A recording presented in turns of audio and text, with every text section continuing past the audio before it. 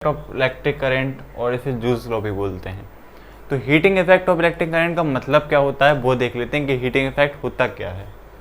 When an electric current is pass through a conductor it become heat after some time, this effect is known as heating effect. मतलब कि यदि हम किसी भी conductor के अंदर कोई भी यदि करंट पास कराएंगे तो कुछ देर बाद गर्म हो जाएगा।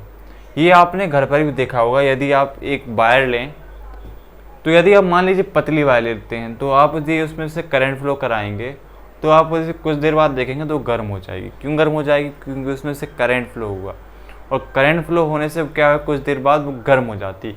तो वही हमारा हीटिंग इफेक्ट होता है इलेक्ट्रिक करंट का। मतलब कि यदि मैं यहाँ से एक वायर ले लूँ, ये हमने एक वायर ले ली और इसको यदि मैंने यहाँ से इसमें करंट फ्लो कर रहा है, यहाँ से इसमें करंट फ्लो हो रहा है, तो करंट फ्लो होने से इसमें होगा क्या, ये कुछ देर बाद इसमें से ये गर्म हो जाएगी, मतलब इसमें से गर्म हो जाएगी।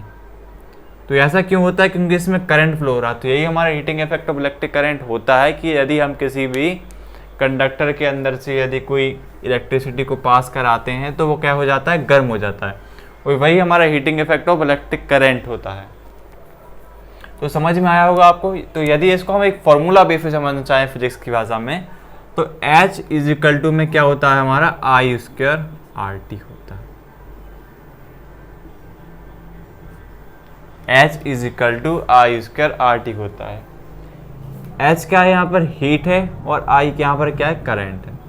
मतलब कि यदि हम H इज इक्वल टू आई, मतलब H जो है हमारे यदि डायरेक्टली प्रोपोर्शनल जैसा I के है, मतलब इक्वल में लिखा होगा डायरेक्टली प्रोपोर्शनल होगा।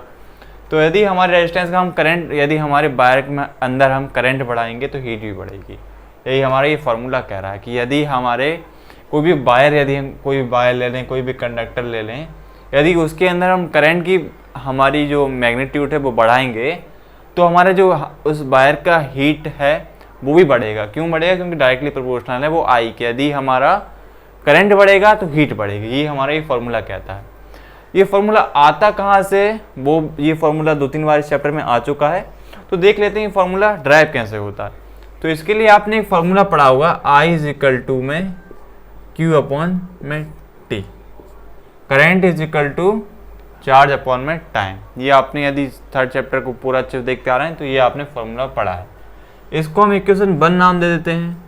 और एक फार्मूला आपने और पढ़ा है सेकेंड चैप्टर के अंदर, V इज इक्वल टू में W अपॉन क्यू होता है। तो यहाँ से मैं यदि W की वैल्यू फाइंड कर लूँ तो W की वैल्यू क्या आ जाएगी, V अपॉन में Q आ जाएगी। यदि मैं इसको इक्वेशन 1 और इक्वेशन 2 नाम दे देता हूँ तो यहाँ पर क्या करेंगे हम, इक्वेशन 1 हो गई और ये हमारी इक्वेशन 2 हो गई। और यदि आप एक फॉर्मूला और जानते हैं, कौन सा फॉर्मूला, जो हमारा क्या होता है, V इज इक्वल टू में क्या होता है हमारा आई आर होता है। V इज इक्वल टू में आई आर, मतलब जो ओम्स लॉ का फॉर्मूला होता है हमारा वो भी यहाँ पर यूज होने वाला है।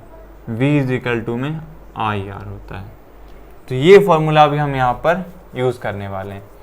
तो देखिए यहाँ से हम क्या करेंगे, जो हमारा I इज इक्वल टू में Q अपॉन टी था, इसके लिए हम क्या करेंगे, यहाँ से जो Q की वैल्यू उसको फाइंड कर लेंगे। तो Q इज इक्वल टू में क्या जाएगा हमारा, Q इज इक्वल टू में क्या जाएगा हमारा I और T आ जाएगा। Q इज इक्वल टू में क्या आ गया हमारा I और T आ गया।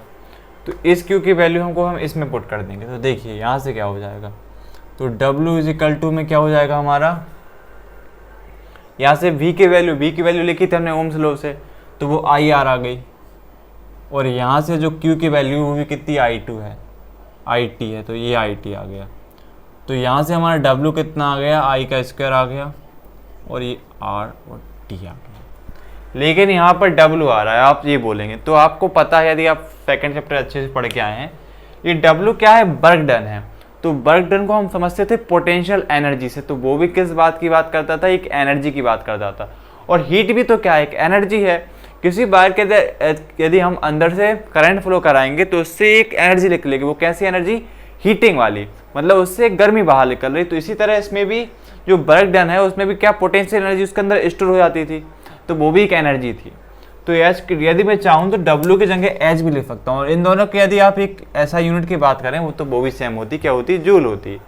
तो एच और W आपस में इक्वल है, तो आई स्क्वायर आर टी आ जाएगा।